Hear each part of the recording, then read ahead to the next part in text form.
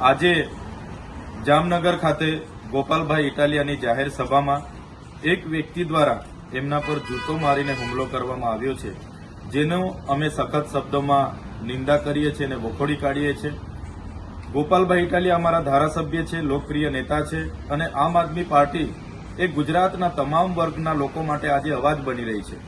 ત્યારે કેટલીક પાર્ટીઓના નેતાઓને પસંદ નથી અને કેટલાક લોકોનો ઉપયોગ કરીને અમારી સભાઓ રોકવા માટેનો જે આ પ્રકારના પ્રયાસો થઈ રહ્યા છે, જે ચોક્કસ પ્રમાણે એક નિંદાની ભાગ છે અને અમે ગુજરાતની જનતા સાથે છે.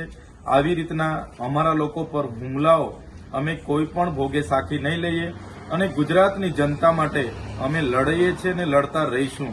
અમને ભલે જેલોમાં નાખવામાં આવે છે, અમારા પર ખોટા કેસો કરવામાં આવે છે અને અમારી સભાઓમાં આ પ્રકારના નશો કરાવીને લોકોને મોકલીને જૂતાઓ પણ મારવામાં આવે છે, છતાં અમે ગુજરાતની જનતાના પ્રશ્નો ઉઠાવતા રહીશું, જનતાને ન્યાય અપાવતા રહીશું અને આવા પ્રકારની ઘટનાઓથી અમારું મનોબળ ક્યાંય વ્યથિત થવાનું નથી. એનાથી પણ વધારે તાકાતથી આવનારા દિવસોમાં આમ આદમી પાર્ટી પૂરા ગુજરાતમાં આગળ વધશે.